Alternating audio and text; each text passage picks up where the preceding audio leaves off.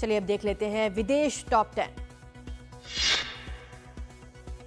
Yemen के Houthi विद्रोहियों ने इजरायल की राजधानी तेल अवीव पर बड़ा रॉकेट हमला किया। इजरायली सेना के मुताबिक शनिवार रात हुए इस हमले में 30 लोग घायल हुए हैं। इजरायल ने कुछ ही दिन पहले यमन की राजधानी सना पोर्ट सिटी पर हवाई हमले किए थे। हमास समर्थक हूती विद्रोहियों को निशाना बनाया था। हूती विद्रोही उसी का हिसाब बराबर करने की कोशिश की। इजरायल ने गाजा पर एक बार फिर ताबड़तोड़ हवाई हमले किए। हमलों में 5 बच्चों समेत 19 लोगों की मौत, 16 लोग घायल। फिलिस्तीन ने इजरायल पर राहत शिविर और रिहायशी ठिकानों को निशाना बनाने का आरोप लगाया।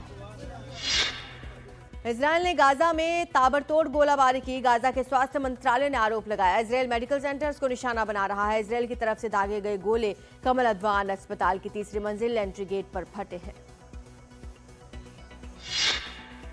इजरायल के प्रधानमंत्री नेतन्याहू के खिलाफ तेल अवीव की सड़कों पर एक बार फिर जोरदार प्रदर्शन में शामिल लोगों का कहना था कि सरकार को हमास से समझौता कर बंधकों को रिहा कराना चाहिए। हालांकि नेतन्याहू कह चुके हैं हमास का नामो निशान मिटने तक युद्ध जारी रहेगा। लैटिन अमेरिकी देश ब्राजील में 3 गाड़ियों की टक्कर में 38 लोगों की मौत। हादसा ब्राजील के मीनस प्रांत में हुआ। रिपोर्ट्स के मुताबिक इस हादसे में एक यात्री बस, ट्रक और कार की टक्कर हो गई। 45 यात्रियों वाली बस साओ पाउलो से रवाना हुई थी। पश्चिमी ईरान के लोरिस्तान में बड़ा बस हादसा हो गया। एक तेज रफ्तार बस खाई में गिर गई। हादसे में बस में सवार 27 में से 9 लोगों की मौत हो गई, 14 यात्री घायल। राजधानी तेहरान से करीब 450 किलोमीटर दूर हुए इस हादसे में मारे गए सभी यात्री सैनिक थे। नाइजीरिया में 2 अलग अलग जगह मची भगदड़ में 4 बच्चों समेत 13 लोगों की मौत हो गई। ये दोनों हादसे क्रिसमस से जुड़े चैरिटी इवेंट के दौरान हुए। इनमें बांटे जा रहे खाने और कपड़े के लिए ये भीड़ जुटी थी जो बेकाबू हो गई थी।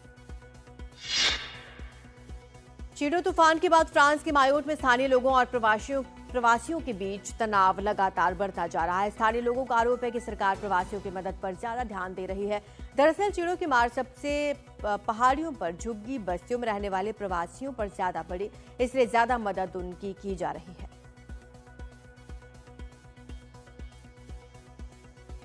अमेरिका के डोनाल्ड ट्रंप ने यूरोपियन यूनियन को बड़ी धमकी दी। ट्रंप ने कहा अगर यूरोपियन यूनियन ने अमेरिका से व्यापार घाटा बांटने के लिए तेल और गैस की खरीद नहीं बढ़ाई तो उस पर टैरिफ लागू कर देंगे। ट्रंप की इस धमकी के बाद यूरोप के शेयर बाजार में बड़ी गिरावट दर्ज की गई है।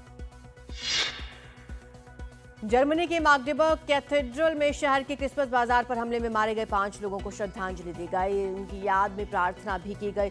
बर्लिन से करीब 130 किलोमीटर दूर मैग्डेबर्ग के क्रिसमस बाजार में शुक्रवार शाम एक तेज रफ्तार कार ने भीड़ को रौंद दिया था, जिसमें 5 लोगों की मौत हो गई थी। 200 से ज्यादा लोग घायल हुए हैं।